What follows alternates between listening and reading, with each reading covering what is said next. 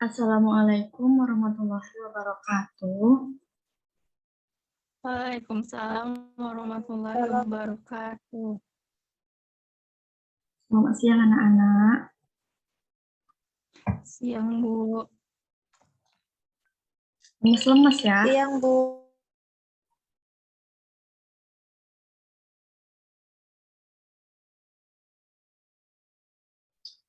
Ibu absen dulu ya anak-anak.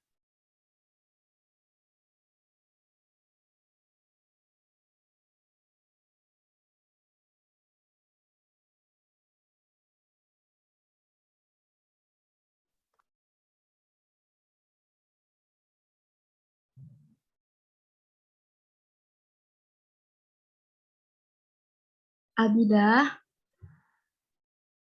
Hadir, Bu. Dian,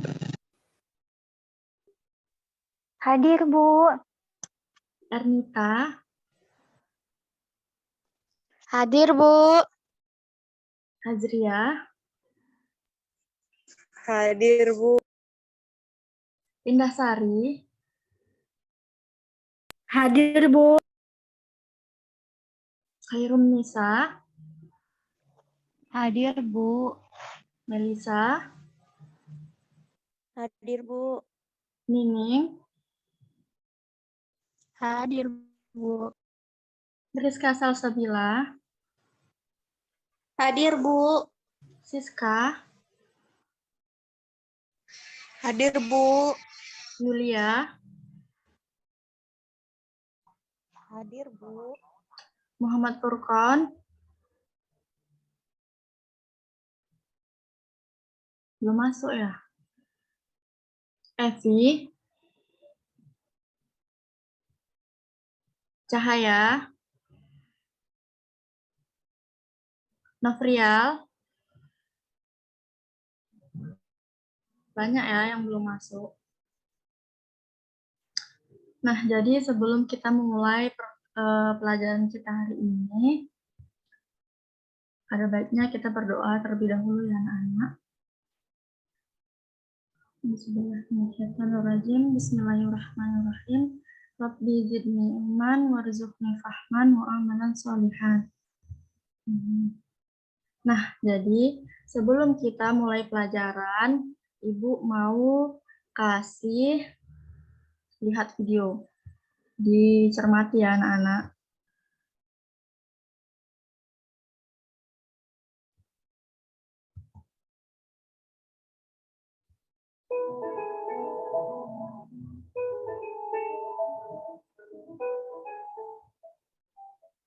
Suatu ketika di depan sebuah rumah terdapat sebuah tong sampah yang terbuka. Gerombolan lalat nampak terbang berpesta di atas tong sampah tersebut. Ada seekor lalat yang melihat pintu rumah terbuka lebar. Si lalat itu langsung menuju sebuah meja makan yang penuh dengan makanan lezat. Saya bosan dengan sampah-sampah itu, kata si lalat. Ini saatnya menikmati makanan segar, katanya. Setelah kenyang, si lalat bergegas ingin keluar dan terbang menuju pintu kaca saat dia masuk tadi. Namun, ternyata pintu kaca itu telah tertutup rapat. Si lalat hinggap sesaat di pintu kaca itu, memandangi kawan-kawannya yang melambaikan tangannya, seolah meminta agar dia bergabung kembali dengan mereka. Si lalat pun terbang di sekitar kaca, sesekali melompat dan menerjang kaca itu. Dengan tak kenal menyerah, si lalat mencoba keluar dari pintu kaca. Lalat itu merayap mengelilingi kaca dari atas ke bawah, dari kiri ke kanan, bolak-balik. Demikian terus dan terus berulang-ulang, hingga akhirnya nampak lalat itu terkulai lemas dan kapar di lantai. Tak jauh dari tempat itu nampak serombongan semut merah yang sedang mencari makan.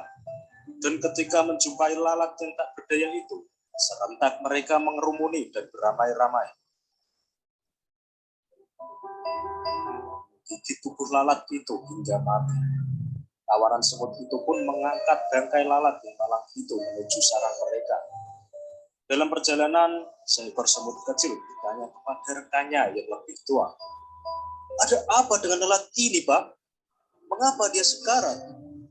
Semut yang lebih tua menjawab, "Oh, itu sering terjadi. Ada saja lalat yang mati sia-sia seperti ini. Sebenarnya mereka ini telah berusaha. Dia sungguh-sungguh telah berjuang keras berusaha keluar dari pintu kaca.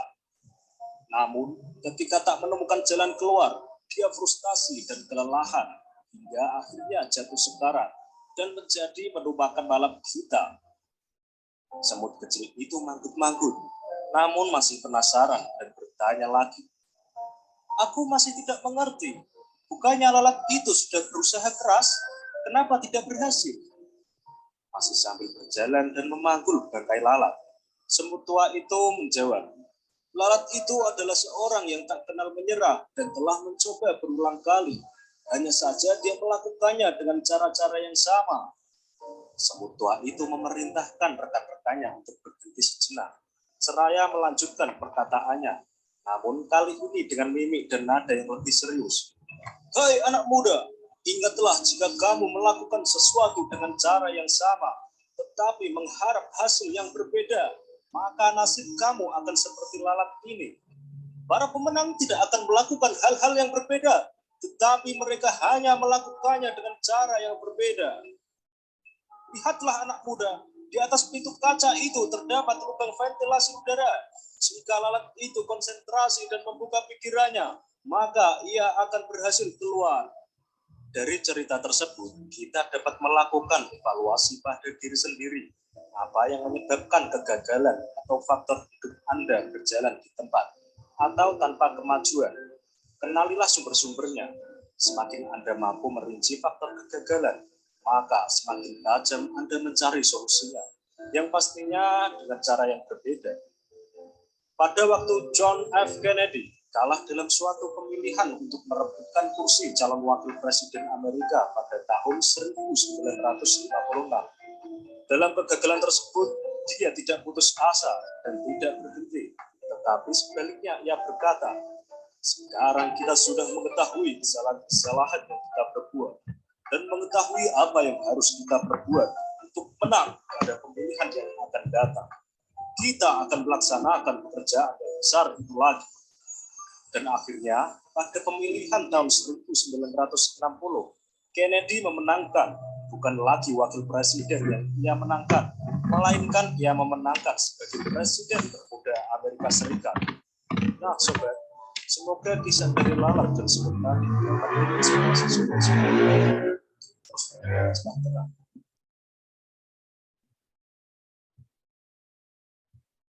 Nah, jadi dari video tersebut, apa yang bisa kalian simpulkan?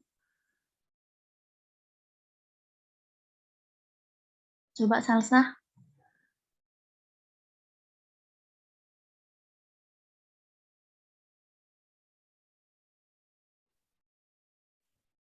Nah, jadi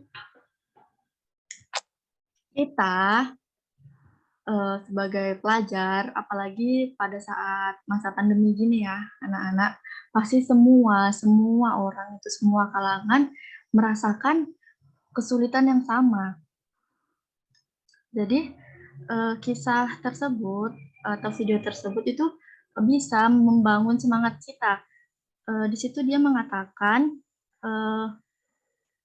seorang pemenang itu tidak melakukan hal yang berbeda, tetapi mereka melakukan hal yang sama, namun dengan cara yang berbeda. Nah, jadi kalian, ini kan udah kelas 12 kan, kalau kalian masih ngerasa, iya aku belum punya apa-apa ini, aku mau kuliah atau mau kerja, kayak kalian masih bingung-bingung gitu kan anak-anak. Kalian terus berusaha, terus ikhtiar. Tapi kalau misalkan kalian rasa kalian itu belum menemu titik terang, kalian cari cara lain bagaimana supaya kalian bisa menemu titik terang. Intinya kita harus bekerja lebih keras, terus kita harus tetap semangat, dan jangan lupa kita perlu minta bantuan dari Sang Maha Kuasa.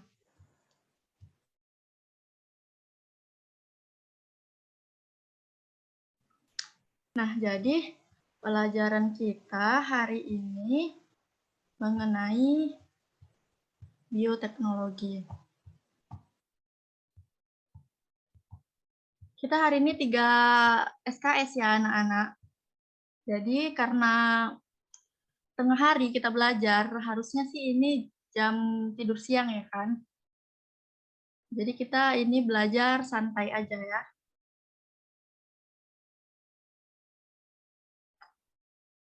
Tunggu ya.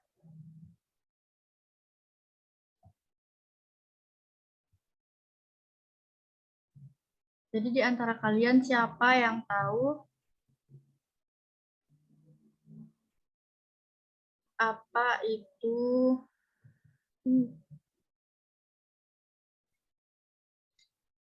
di antara kalian siapa yang tahu apa itu pengertian dari bioteknologi? Atau kalian ada nggak yang bertanya, ngapain sih belajar bioteknologi? Untuk apa sih? Gitu kan.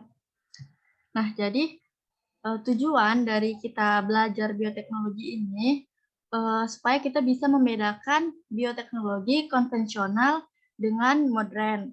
Kemudian, kita juga bisa menjelaskan apa itu prinsip dasar dalam proses bioteknologi. Kemudian, kita juga dapat menjelaskan peran mikroorganisme pada bioteknologi. Kemudian, kita juga bisa memberi contoh penerapan pada bioteknologi itu. Kemudian, kita juga bisa memberikan contoh produk-produk dari bioteknologi. Kemudian, kita juga bisa memberi contoh dampak bioteknologi dan bagaimana upaya penanganan dari dampak bioteknologi itu sendiri.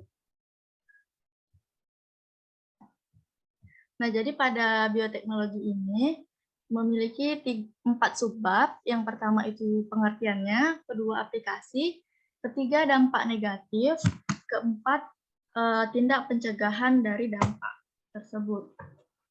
Nah, kira-kira apa sih pengertian dari bioteknologi itu? Siapa yang tahu? Nggak ada ya. Jadi, bioteknologi itu sendiri merupakan ilmu terapan biologi yang melibatkan mikrobiologi, biokimia, dan rekayasa genetika untuk menghasilkan produk dan jasa. Kemudian, bioteknologi ini dikembangkan untuk meningkatkan nilai tambah dan bahan mentah dengan memanfaatkan kemampuan mikroorganisme atau bagian-bagiannya. Contohnya dibantu oleh bakteri dan kapang.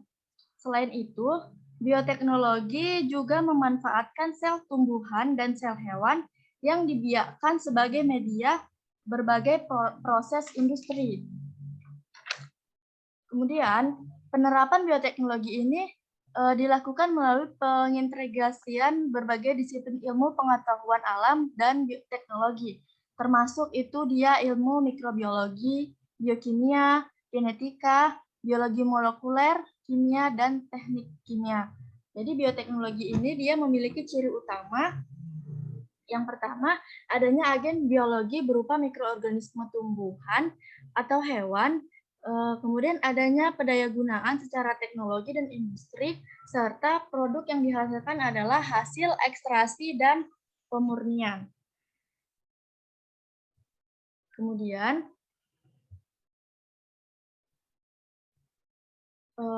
bagaimana sih atau ada berapa era sih dalam perkembangan bioteknologi ini? Nah, jadi bioteknologi ini dia memiliki 4 era. Yang pertama ada era bioteknologi generasi pertama atau yang bisa disebut dengan bioteknologi sederhana. Nah, jadi pada era bioteknologi generasi pertama ini atau bioteknologi sederhana, penggunaan mikroba dalam produk makanan dan minuman ini dia dilakukan atau dilaksanakan masih secara tradisional. Begitu pula dengan alat-alatnya atau cara kerjanya itu masih secara tradisional. Apa sih Bu kira-kira contoh dari produk tersebut? Nah, contohnya itu ada tapai ubi, tapai ketan, kemudian ada tempe, kemudian ada cuka, masih banyak ya. Kemudian yang kedua ada era bioteknologi generasi kedua. Nah, pada era bioteknologi generasi kedua ini, prosesnya ini berlangsung dalam keadaan tidak steril. Nah, jadi peristiwa ini dia dilakukan secara dalam bentuk fermentasi secara terbuka. Jadi dia dapat memungkinkan terkontaminasinya mikroorganisme lain. Contohnya seperti apa, Bu? Contohnya produk bahan kimia seperti aseton, etanol, asam sitrat, pengolahan air limbah. Nah, yang ketiga ada era bioteknologi generasi ketiga. Pada era bioteknologi generasi ketiga ini, prosesnya nih, tadi kan era bioteknologi generasi kedua kan prosesnya berlangsung dalam keadaan yang tidak steril. Nah, pada era bioteknologi generasi ketiga ini dilakukan dalam keadaan yang steril. Kemudian yang kedua tadi, bentuk fermentasinya kan secara terbuka kan. Nah, pada era bioteknologi generasi ketiga ini dia bentuk fermentasinya secara tertutup. Makanya dia tidak terkontaminasi dari mikroorganisme lain. Contohnya seperti apa, Bu? Contohnya seperti produksi antibiotik dan hormon. Yang keempat ada era bioteknologi generasi keempat atau yang bisa disebut dengan bioteknologi modern. Nah, pada era bioteknologi generasi keempat ini dia dicirikan dengan teknologi DNA dan rekombinasi dan rekayasa molekul pembawa informasi genetik, dan dia merupakan perpaduan multidisiplin ilmu antara biomolekular, biokimia, mikrobiologi, dan genetika. Kemudian juga pada bioteknologi modern ini, dia merupakan teknologi yang diterapkan untuk menghasilkan produk dalam skala industri dengan menggunakan organisme, sistem, atau proses bioteknologi. Dia skalanya skala industri, skala besar. Kemudian ada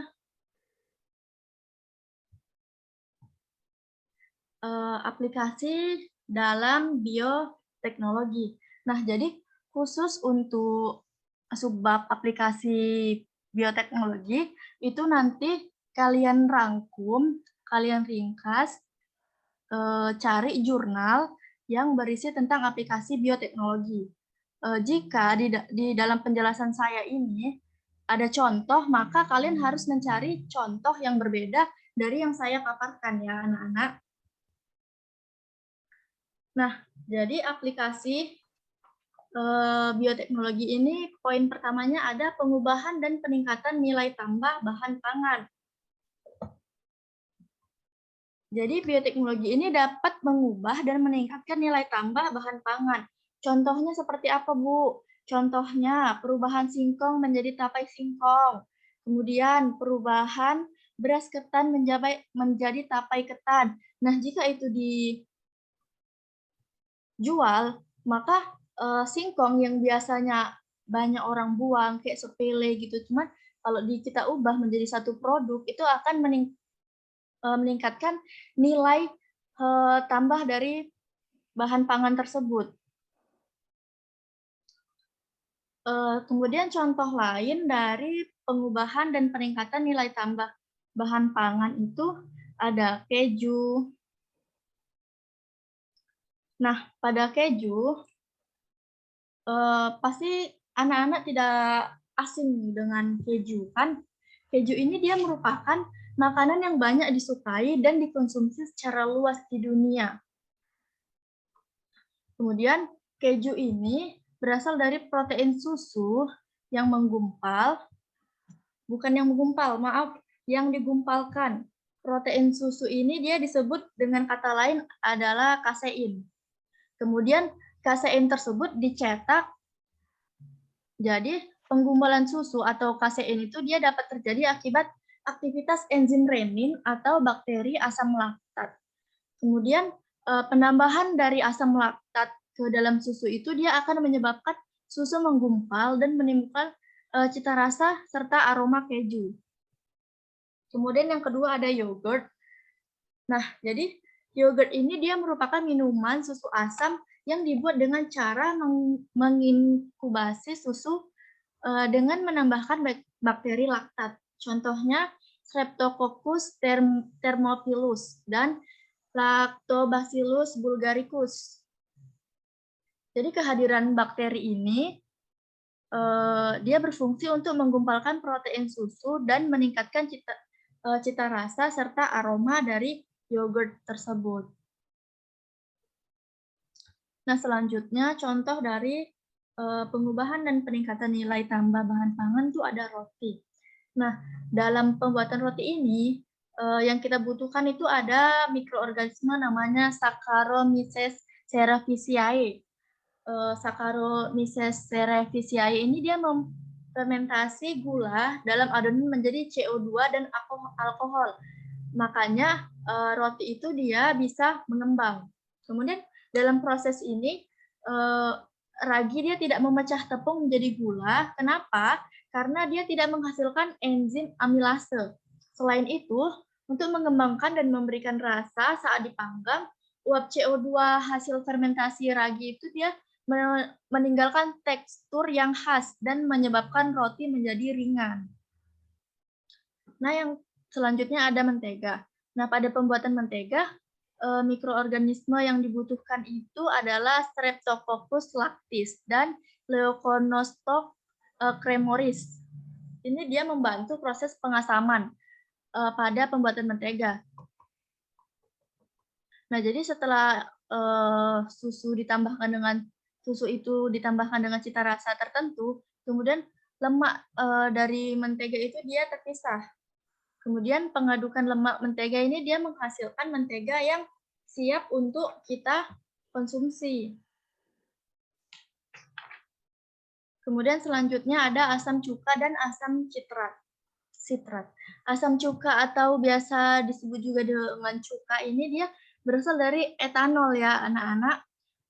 Etanol ini dia hasil fermentasi anaerob lagi yang diubah menjadi cuka oleh bakteri asam asetat, contohnya Acetobacter dan Gluconobacter.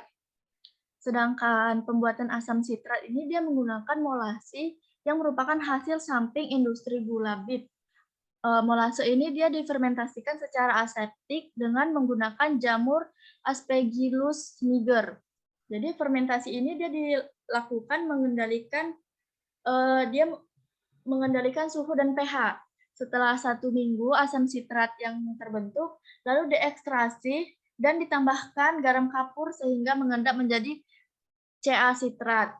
Nah, jadi manfaat dari asam sitrat untuk industri makanan dan minuman, obat-obatan, dan juga industri pelapisan tinta. Contohnya seperti sepatu, deterjen, dan pasta gigi.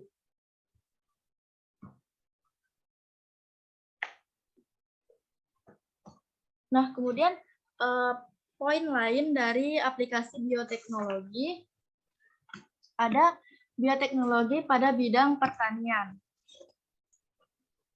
Nah, pada bidang pertanian ini, kalian pernah dengar bintil akar nggak? Pernah, Bu. Nah, itu dia. Ya. Nah, jadi pada bioteknologi pada bidang pertanian ini yang digunakan adalah Rhizobium, bakteri Rhizobium. Ini dia terdapat pada bintil akar kacang-kacangan. Jadi Rhizobium ini dapat membentuk senyawa nitrat dari nitrogen bebas di udara. Kemudian senyawa nitrat ini dia menyebabkan tanaman budidaya dapat tumbuh lebih subur. Kemudian ada poin yang ketiga, bioteknologi di bidang peternakan. Nah, jadi pada bidang peternakan ini, peternakan, dia dapat misalnya melalui pemberian vaksin dan hormon pertumbuhan. Nah, jadi prinsip-prinsip yang berlaku pada bioteknologi tumbuhan juga dia berlaku pada bioteknologi peternakan hewan. Nah, jadi virus penyebab penyakit mulut dan kuku atau PMK, dia sangat berbahaya kan anak-anak bagi hewan ternak. Nah, jadi ini dia penyakit atau penyakit lain tetelo atau disebut dengan NCD, dia dapat menyerang unggas juga. Nah, jadi vaksin penyakit-penyakit tersebut dibuat dengan cara mengkloning gen yang mengkode pembentukan kulit protein virus dan disisipkan pada plasmid bakteri E. coli anak-anak. Nah, kemudian selanjutnya ada bioteknologi pada bidang farmasi. Nah, jadi produk bioteknologi di bidang farmasi ini salah satunya adalah antibiotik. Antibiotik ini dapat menghambat pertumbuhan mikroba parasit pada tubuh sehingga dapat digunakan untuk menyembuhkan penyakit-penyakit akibat infeksi kuman ya, anak-anak. Nah, contoh lain dari bioteknologi pada bidang farmasi ini ada hormon, kemudian ada vitamin, kemudian ada asam amino, kemudian ada antibodi monoklonal dan pengobatan dan diagnosis, kemudian dia ada terapi gen. Nah, selanjutnya ada bioteknologi pada bidang pertambangan. Nah, jadi pemanfaatan bioteknologi dalam proses bioteknologi pada bidang pertambangan ini dia digunakan pada proses pencucian logam. Kenapa? Karena dia tidak menimbulkan pencemaran, menghasilkan biji logam dengan kualitas yang bagus. Dan waktunya itu relatif lebih pendek ya anak-anak. Nah, selanjutnya ada pengolahan limbah dengan mikroorganisme. Nah, jadi pengolahan limbah dengan mikroorganisme ini dia dapat mengendalikan dan memperbaiki mutu lingkungan. Kemudian bioteknologi ini dia dapat diterapkan pada pengelolaan limbah domestik, industri, pertanian, dan pertambangan. Pengolahan limbah dengan cara ini selain mengamankan bahan-bahan buangan, ini dia juga efektif untuk mendaur ulang limbah yang akan menghasilkan sumber energi dan bahan makanan baru. Nah, jadi tujuan dari proses pengelolaan limbah secara biologis ini dia dapat mengurangi kandungan organik dan logam berat yang sulit untuk diuraikan. Kemudian pengurangan nitrogen dan fosfor serta penghilangan atau inaktivitas mikroorganisme patogen dan parasit dari golongan bakteri, virus, protozoa, dan Nematomintes. Nah, jadi pengelolaan limbah dengan mikroorganisme ini, dia bisa dilakukan secara 2 tahap. Yang pertama ada secara anaerob, yang kedua bisa dilakukan dengan cara aerob.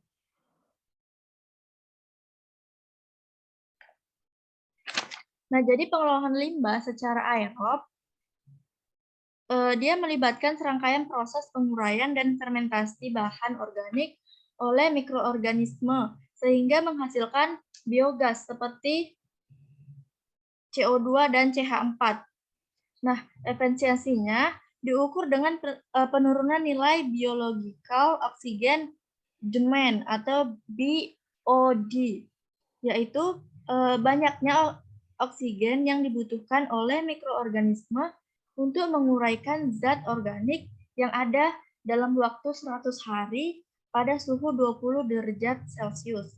Nah, jadi proses pengolahan yang terjadi dalam tangki fermentor atau tangki yang tertutup, itu dia disebut dengan pencerna lumpur.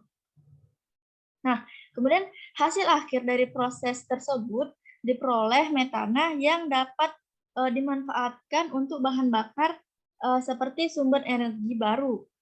Kemudian 1 kg lumpur endapan limbah tersebut dia dapat menghasilkan kurang lebih 6.000 liter metana. Nah, proses fermentasi ini dia membutuhkan waktu relatif lebih lambat ya anak-anak, sekitar 1 atau 2 minggu. Kemudian ada pengolahan limbah secara aerob. Nah, pada pengolahan limbah secara aerob, ini dia dilakukan melalui 2 cara ya anak-anak. Yang pertama ada lumpur aktif, dan yang kedua ada filter penetasan. Untuk yang lumpur aktif, mikroorganisme yang berperan ini contohnya Zocloea rumiglea. Dan pada filter penetasan ini dia bioksidasi polutan terjadi dalam sebuah saringan yang mengandung pecahan batu, pasir, kerikil, dan tembikar yang disusun sedemikian rupa. Tebalnya kira-kira 2 meter ya anak-anak. Kalian tahu saringan orang zaman dulu kalau misalkan airnya kuning, di kamar mandinya tuh nanti ada ember, dalam embernya tuh ada batu, ada kayak sepet-sepet gitu, ditaruh pasir. Nah, itu dia contohnya ya. Kemudian air yang keluar itu kan dia jadi bisa lebih jernih kan anak-anak. Selanjutnya ada bioteknologi pada pengendalian hama tanaman. Pada bioteknologi pengendalian hama tanaman ini dia insektisida biologis. Dia merupakan suatu zat pembasmi serangga yang berasal dari agen biologi. Kemudian ini dia berupa mikroorganisme atau zat yang dihasilkan oleh mikroorganisme. Pengendalian hama dan penyakit tanaman melalui mikroorganisme ini dia dikenal dengan nama pengendalian hayati ya anak-anak. Pengendalian hayati ini dia tidak mengganggu tanaman budidaya dan ramah di lingkungan. Jadi ada beberapa agen biologi yang digunakan untuk pengendalian hayati. Salah satunya ada Pseudomonas, kemudian ada Bacillus, dan ada Baculovirus. Kemudian yang terakhir dari aplikasi bioteknologi ini ada rekayasa genetik. Nah, jadi rekayasa genetik ini dia merupakan proses pengubahan atau manipulasi susunan genetik dari suatu organisme. Rekayasa genetik ini dia dapat dilakukan secara 2. Yang pertama secara in vivo atau dengan cara mempersilang atau dengan memberi suatu mutagen pada suatu organisme. Nah, yang kedua itu bisa dilakukan dengan cara in vitro, dengan cara mengisolasi gen suatu organisme yang berupa molekul DNA, menggunakan perlakuan tertentu dan memasukkan kembali ke dalam sel organisme. Nah, jadi untuk memanipulasi suatu materi genetik, ini dia diperlukan agen biologi yang membawa materi genetik tersebut ya anak-anak. Bakteri yang mengandung gen titipan akan mempunyai sifat yang sesuai dengan gen titipannya. Selain itu, gen titipan tersebut akan tetap hadir pada semua keturunan bakteri. Proses manipulasi gen pada bakteri ini dia dapat dilakukan melalui teknik plasmid dan hibridoma.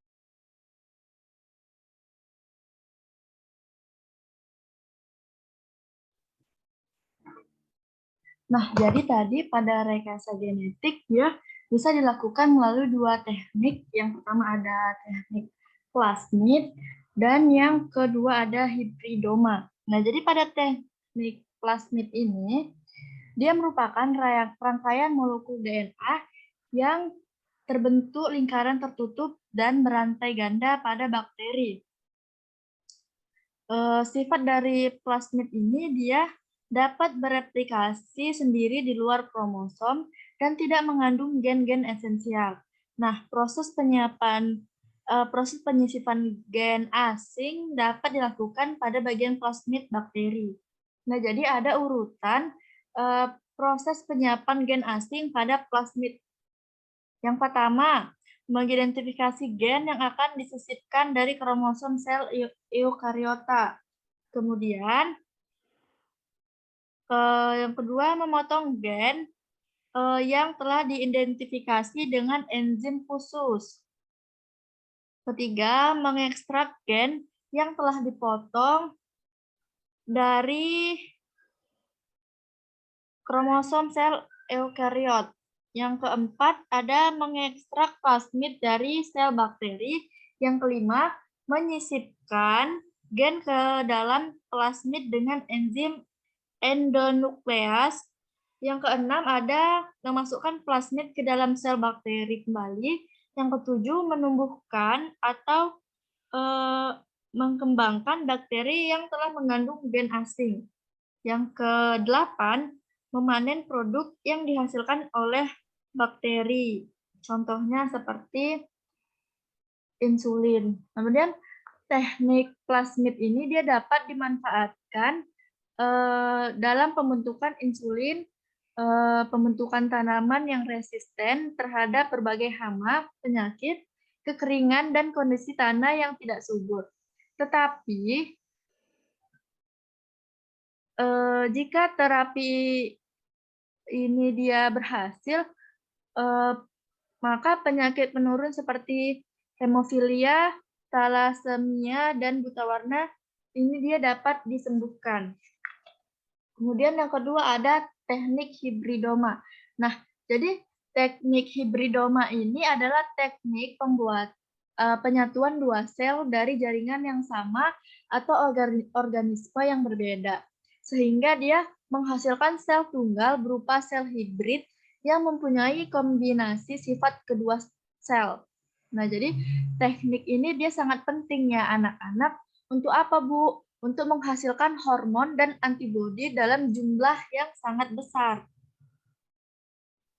Nah, selanjutnya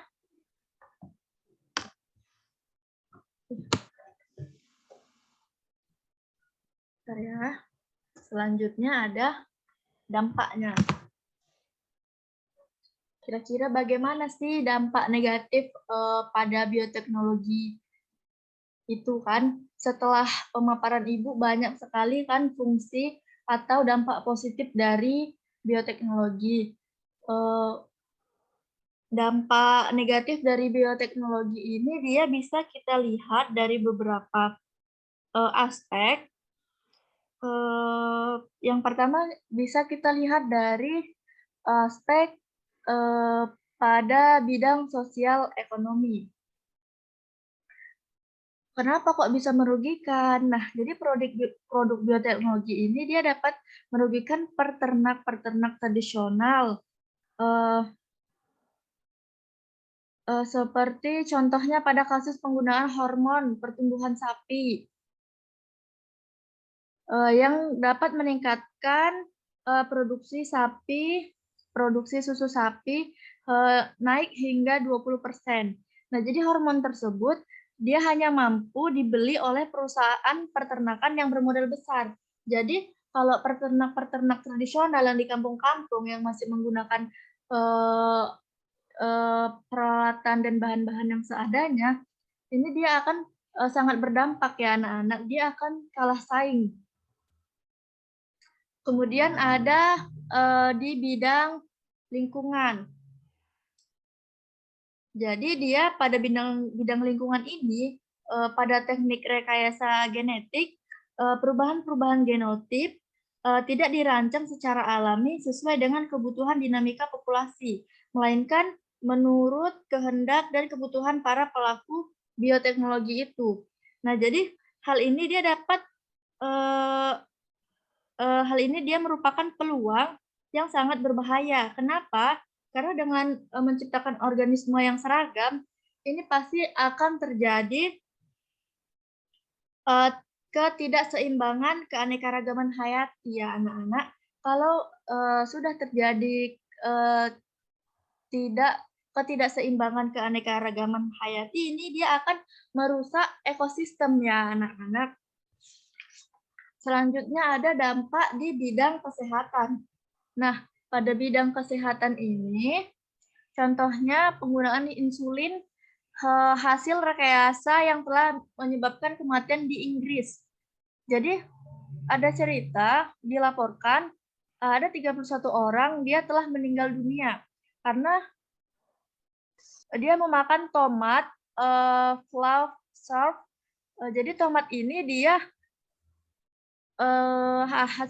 hasil rekayasa ya anak-anak, rekayasa genetik. Jadi tomat ini dia mengandung gen yang resisten terhadap antibiotik. Kemudian ada dampak di bidang etika. Nah, jadi pada bidang etika ini dia menyisipkan gen makhluk hidup yang lain tidak berkerabat dianggap telah melanggar hukum alam dan kurang dapat diterima oleh masyarakat. Kemudian pemindahan gen manusia ke dalam tubuh hewan dan sebaliknya sudah mendapatkan reaksi keras dari berbagai kalangan. Kayak berita belakangan ini kan anak-anak ada seorang ilmuwan di mana saya lupa yang berhasil mentransplantasi ginjal babi ke manusia kan.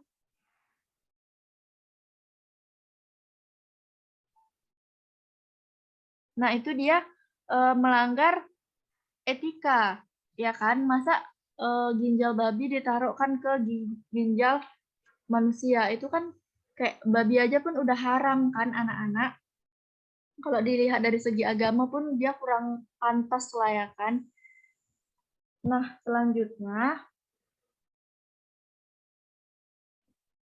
setelah kita melihat dampak-dampak negatif dari bioteknologi, kira-kira bagaimana sih tindakan pencegahan terhadap dampak negatif dari bioteknologi itu? Nah, jadi seperti yang kita tahu kan anak-anak, semuanya apapun itu pasti bakal ada dampak positif atau negatifnya, mau lebih banyak negatif ataupun mau lebih banyak positifnya, pasti di kedua itu pasti akan ada kan. Jadi untuk menyikapi adanya dampak negatif bioteknologi, perlu adanya tindakan-tindakan untuk mencegah meluasnya dampak tersebut. Caranya bagaimana? Yang pertama, pengawasan dan pemberian sertifikat bahwa produk-produk yang berlabel bioteknologi ini dia tidak menyebabkan gangguan pada kesehatan manusia. Harus ada izinnya ya anak-anak. Kemudian yang kedua, penerapan bioteknologi ini dia harus tetap berdasarkan nilai-nilai moral dan etika. Kenapa? Karena semua makhluk hidup itu dia mempunyai kepentingan yang sama dalam menjaga ekosistem manusia. Kemudian yang ketiga ada penegakan di bidang hukum dengan menjalankan atau menaati Undang-Undang Nomor 12 Tahun 1992 tentang Sistem Budidaya Pertanian. Dan ada Undang-Undang Nomor 4 Tahun 1994 tentang pengesahan Konvensi PBB mengenai keanekaragaman hayati. Jadi udah ditetapkan ya nak undang-undangnya dan kita tuh harus mematuhi undang-undang yang telah ditetapkan. Nah, jadi setelah penjelasan Ibu panjang kali lebar, coba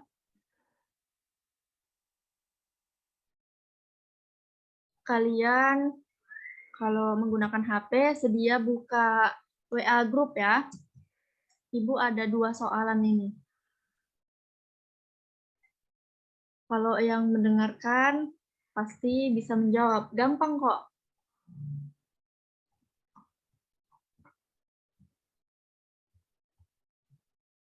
Udah? Udah siap? Langsung jawabannya diketik aja di situ ya, anak-anak langsung di WA group itu. Soalan pertama. Udah, Bu. Sebutkan contoh mikroorganisme dan produknya pada bioteknologi bahan pangan.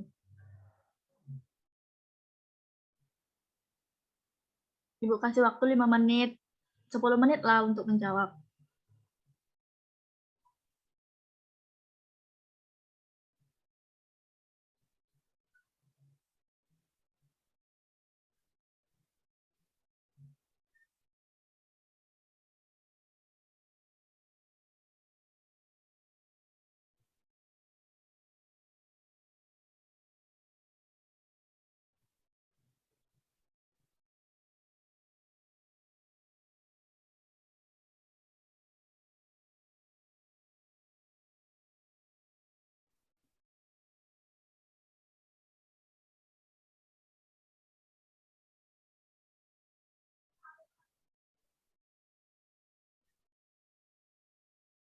Udah. Yang kedua, coba kalian deskripsikan menggunakan bahasa sendiri. Apa itu bioteknologi? 5 menit ya.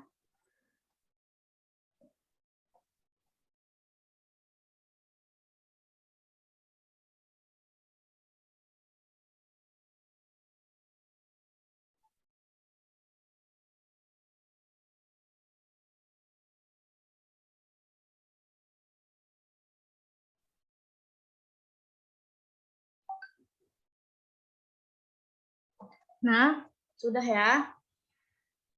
Yang nggak ngirim jawaban berarti nggak dapat nilai ya anak-anak. Itu nilai tambahan.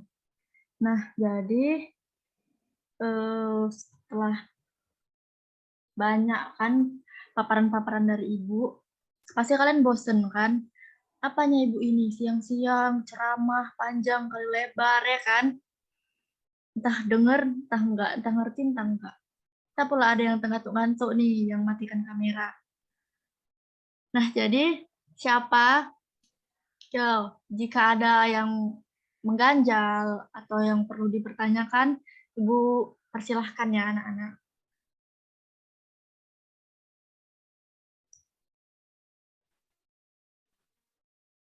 Saya Bu ingin bertanya, Bu. Ya, silahkan Gilda.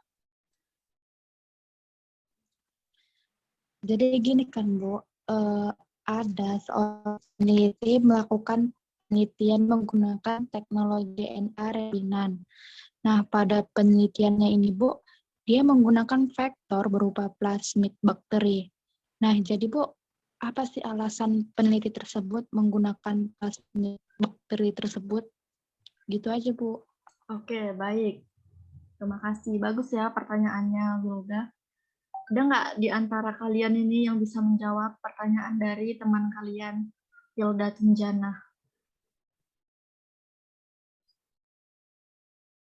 Kalau tidak ada, saya yang akan menjawab ya.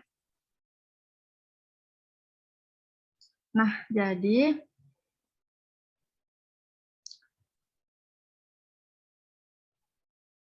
karena plasmid bakteri ini dia sifatnya dapat diturunkan dari sel induk ke keturunannya. Kenapa? Karena plasmid bakteri ini dia merupakan rangkaian DNA non-kromosom atau DNA yang tidak menyusun kromosom yang berbentuk sirkuler atau melingkar dan terdapat pada sitoplasma sel bakteri. Kemudian sifat dari plasmid bakteri ini dia ukuran ini sangat kecil. Kemudian dia dapat bereplikasi, kemudian dia juga mudah disisipkan dan dikeluarkan dari tubuh inang. Kemudian sifatnya ini dia dapat diturunkan dari sel induk ke keturunannya. Begitu ya, Wilda. Yang lain? Bu, baik Bu. Terima Aku kasih ingin Bu. bertanya. Ya, sama-sama. Ya, silakan Ernita.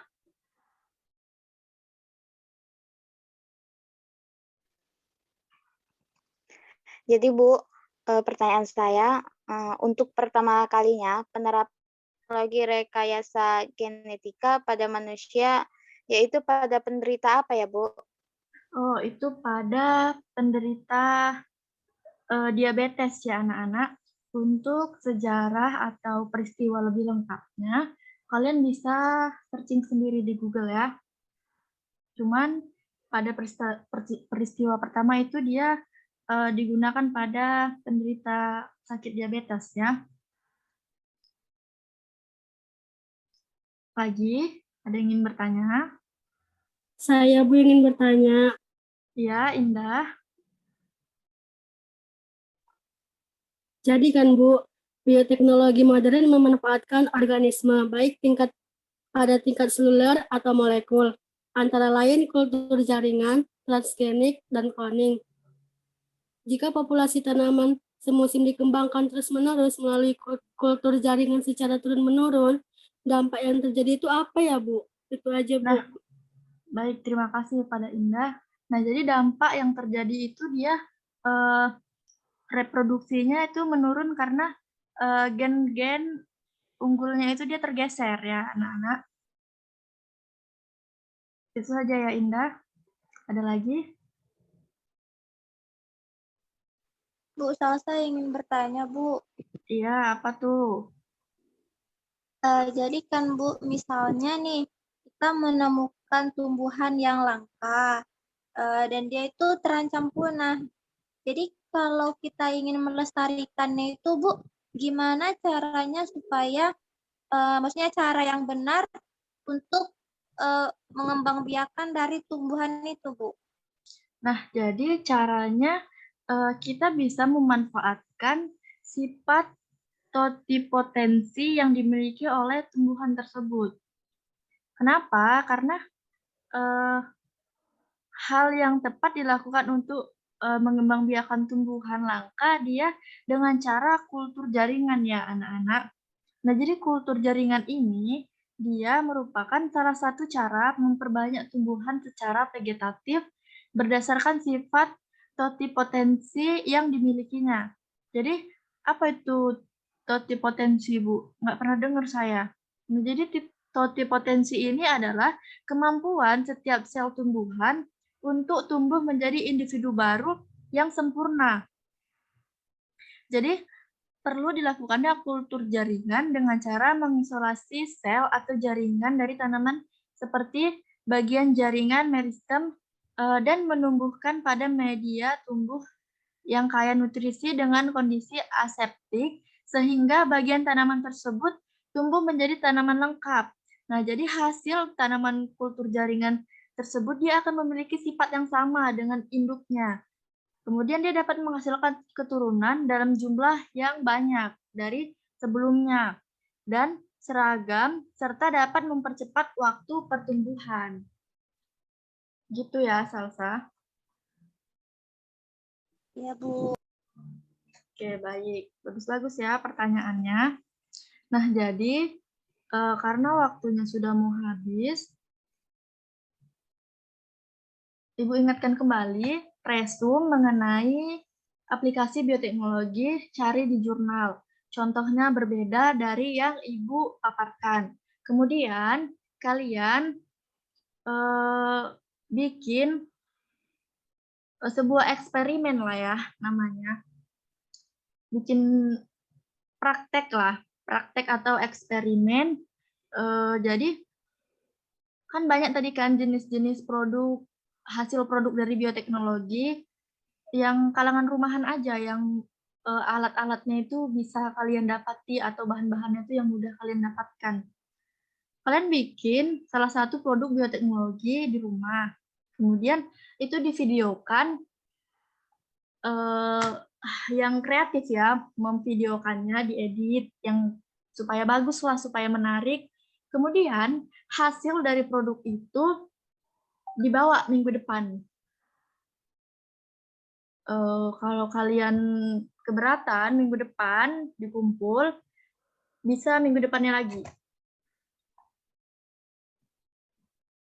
Oke. Nah, coba satu lagi yang ingin bertanya siapa? Saya, Bu. Ya, apa tuh, Ning? Bu, saya mau nanya, apa sih salah satu pengaruh rekayasa genetika terhadap daya protein hewani? Nah, jadi salah satu pengaruh rekayasa genetika terhadap sumber daya protein hewani itu dia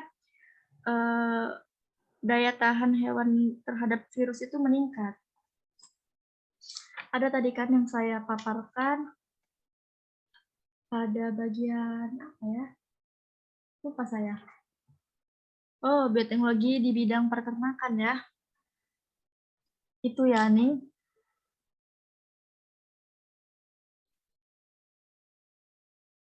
Nah, jadi itu saja. Jangan lupa, jika kalian keberatan, minggu depan dikumpul, saya kasih waktu lah 2 minggu dari sekarang. Produknya itu gagal ataupun berhasil, itu wajib dibawa ya, anak-anak. Bu. Nah, jadi kesimpulan yang bisa kita ambil dalam pembelajaran kita hari ini, bioteknologi itu dia merupakan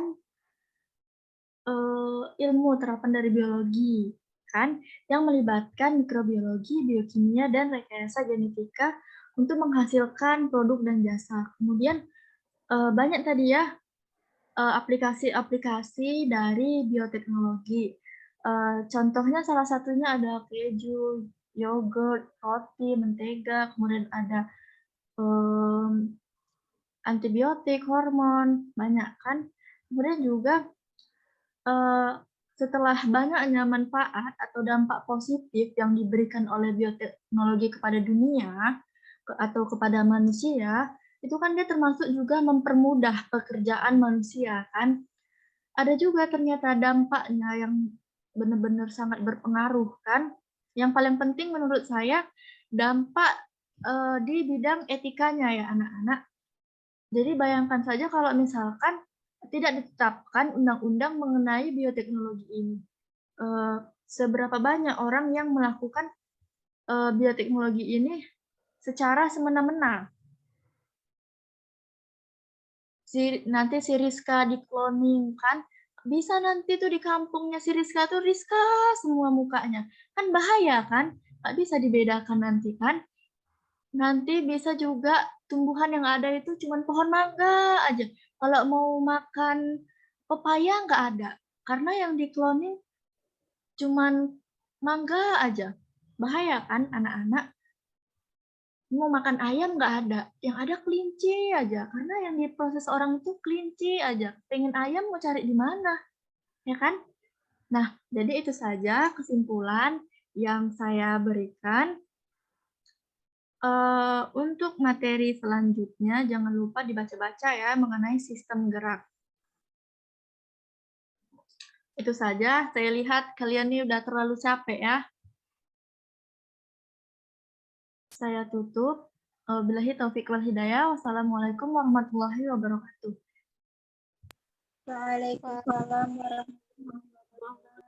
Waalaikumsalam warahmatullahi wabarakatuh. Warahmatullahi wabarakatuh. Terima kasih, Bu. Iya, sebentar ya anak-anak, Ibu lupa mengirim absen. Ketahuan nih nanti siapa yang cuma di awal masuk, siapa yang mengikuti dari awal sampai akhir, ketahuan nih.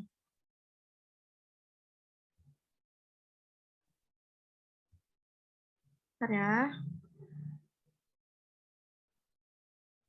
Nah, silahkan diisi absennya.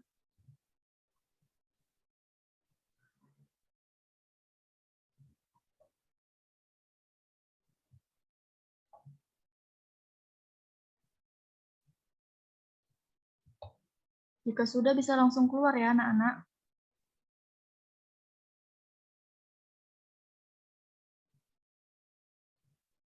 Terima kasih untuk hari ini.